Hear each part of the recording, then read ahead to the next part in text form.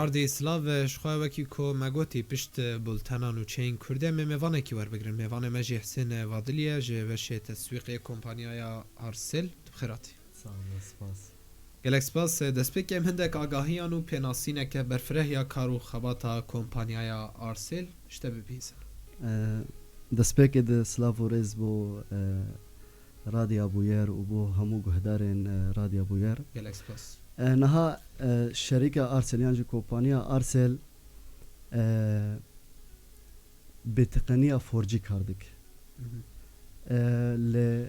طبعا جهة ويل كداية لباكور وروجلاتي سوريا دسبيك ده جهة ويل يعني امبيجن اف هاتيل سربشا يعني بل. مثلا فترة تجريبي بثا تجريبي كنجي بو يانجي نظامي بو كنجي امتكارن بيجن انه سال 2016 کار دهات کرن یعنی بنگهاوی دوی دمه کار جر دهات کرن تمام لی اما بثاوی تجربی سال 2018 مها دوازد یعنی مها كده او بثاوي امكارن بيجن وشانا ازموني دوي دمه ده طبعا باجار اقول وشانا ازموني لهات كرن ديرك بو وقرقيلة جيبو وشل آغابو اف هرسي باجاري اي رئيسي بو بشرد يكي ماها يكي 2019 ارسل وشانا خوي اسايي نظامي لهمو روج آوای کردستانی غطاند بله شخواه به هر واجی جیدر اینترنتی شکو داره ام دخوازم وی آگاهی بزانم نها کمپانیا ارسل کمپانیا که تایبت الهمدره خبات و کار خل الهمدره روج آوای کردستانی کاردک يعني كاري ويل فيدا يعني ارسل وك كومباني تهمدري روج آوات تنه يعني تدفري دند تنه اما جيدر خونينه يعني او انترنتش كو بيدات كان او يعني هندري روج آوات همو كاري و ابراجي و تشوبو خازد هندري روج آوات يعني كاري و يعني جريدانا كوي بيجدر نينا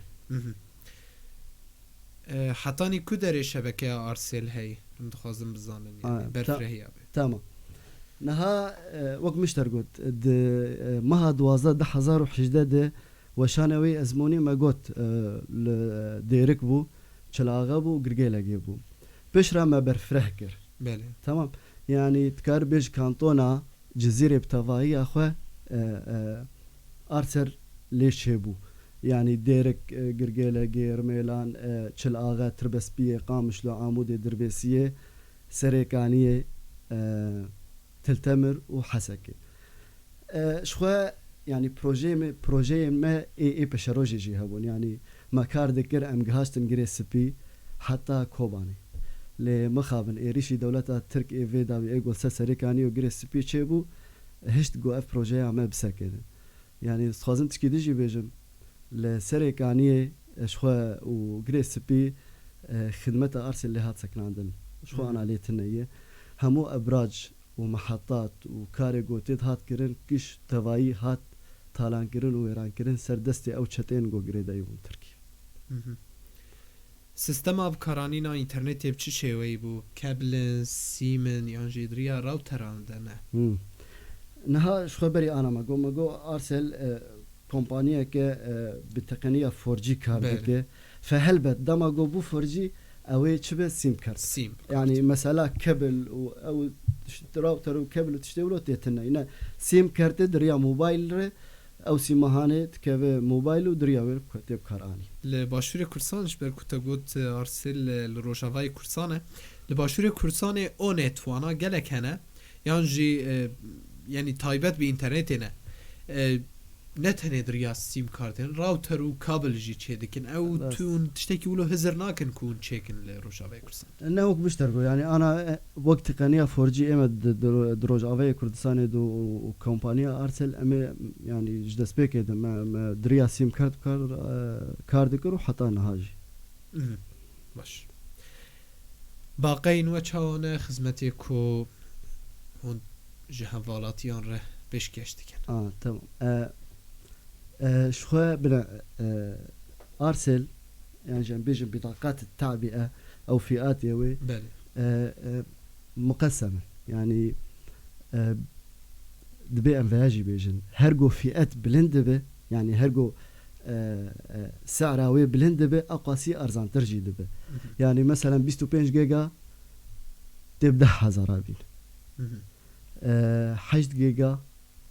ب 5000 2 جيجا ونيف ب 2000 و 1 جيجا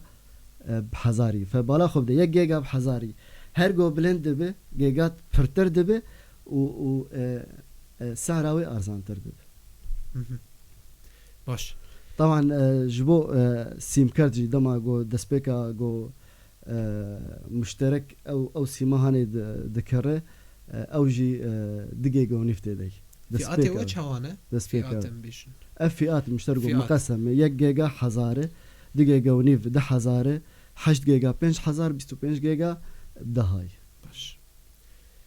ام روبلا فيسبوك يا كومباني جي د شوبين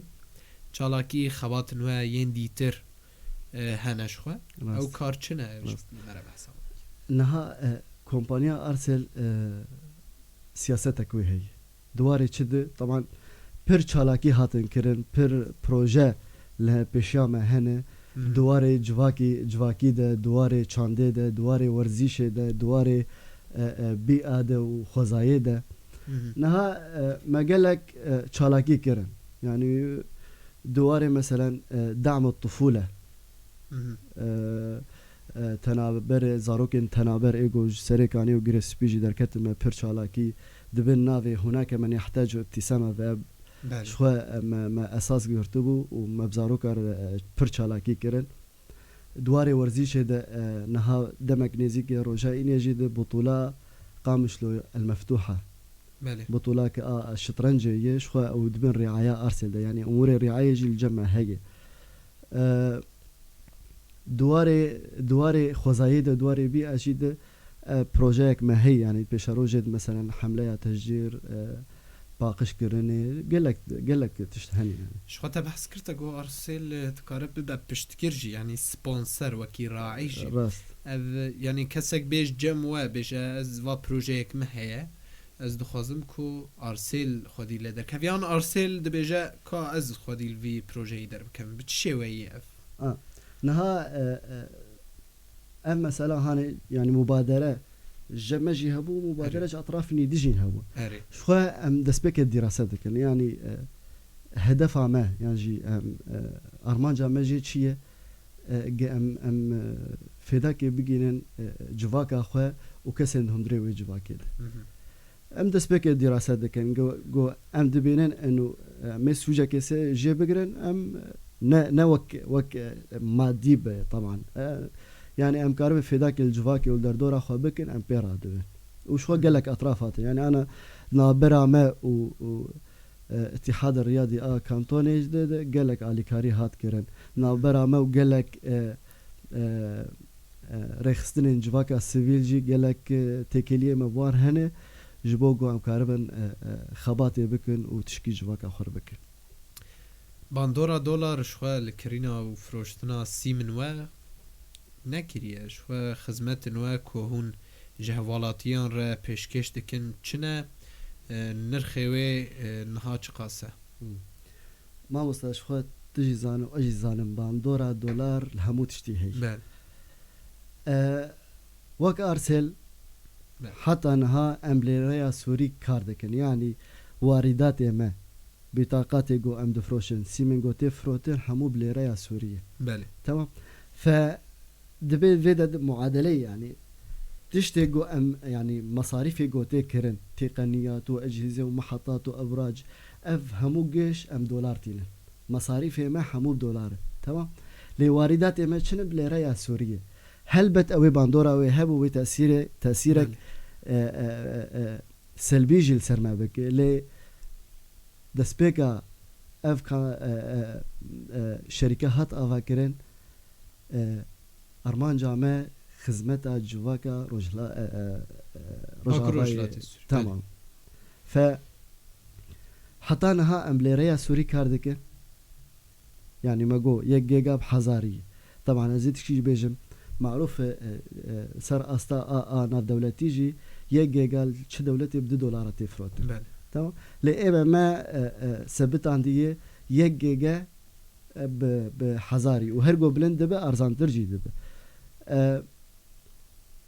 ام شو اسعار يعني 1 جيجا بحزاري 2 جيجا ونيف 10,000 وخو ماي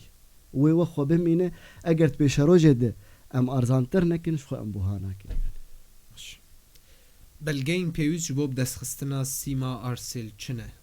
یعنی چه وثیقه لازمه کسی که حوالاتی به خطا ارسل جی کمپانیای بکره تمام نها او تعقيد قلت كاربش خر سيم كارتك ارسل بقري يعني او تعقيد هاني جرنا لازم يعني ام قدر الامكان ام مسائل ولو ما هسان كري يعني حتى قلت كاربه تسيما خو تومار بك بسرنا بخو تومار بك او فقط صورتك كسايتيه وصورتك وينك لسر هوية شخصية يعني أبد يعني زيدي وطبعا تومار كرناوي شخصي يعني هر إنسان يعني نهات هر سيمك بكره تكار سر يا موبايل خورة شخور تومار بك يعني أو تعقيده ما قدر الإمكان محاولا إنه حسام أما نشارك يعني بلگه پیشکش بک یعنی نکاره هرش خورا بکره بی کوک ناو خواه ادخال بک یعنی شی تشتکی وانینه کاره لی دما گو او رسیده تیده بگو دست بکا گو سیم کرت ایده کرد دیگه گو نیف تیده گو بداوی دبه خلاص دبه جا نچار دمینه گو وی تومار بک تمام جبر گو حتی گو تومار نکت نکار رسیده خود در باسک باش هيا ما بداوي بونا سيما ارسل هيا قالوا يعني صلاحية فترة ومدة انتهاء شو بعربي تمام نها سيم ناي شوط عندنا يعني او امتقارن بيجن مدى الحياة تمام لإنترنت يعني مثلا تشخر بطاقاك دا قرت دماوي مهك تمام بيشتي مهك انترنت ساكن حتى قو جارك ده تديش خور رصيد درباسكه تمام دي سنه انترنت جمده بشغل لفر نقطه هي دخوازم همو كسنه جهدار جي بيجم يعني قال لك غوري ازدبينمجي شكونتين انه مثلا رصيدي ماتش ما خلاص دبو رصيدي ماتش دفرده اگر مثلا الجمته مهك هي مهما مثلا بيجن سيروج تمام بيستو نهي مثلا صلاحيات او بيجن انترنت سي مهي بدايو بيستو نهي ده تهرب تشفي اتداغره او رصيدتي بريجي دوسا خد مين يعني ناتش تمام لأما قو مه خلاص بو وت تشخر دانا قرت تمام تشتي قو بريجي هبو دش ليش برولو هاجر تبوخص حفاظ سر رصيدي بري بك بري قو او داما اگو هاتي حدد عندنا عيار كيرن بداوي ببه شخور داگره بچفي اتبه جبو گوروج تا زيادتر ببه ورصيدتي بريجي الجي خو بمينه زبورم في جوازيه يعني اختلافك حمو كومبانيا يعني من تشتكيوها من الكومبانيا نديتنا يعني كو يعني رصيدتي بريجي شون ده بمينه شخور كومبانيا نديت بله اما حوالاتي دكارن بهتري سيمك بدس بخن يعني بهتري سيمك بكرن يعني بسينور يعني حطينا هام السينور انه دسيما يعني سيسيما جي دس بقرة وما حطانا السينور جردان يعني مشترك آزاد حتى تشقاسي كاربه شخر سيم كارتي ارسل بينا او آزاد يعني في نقطة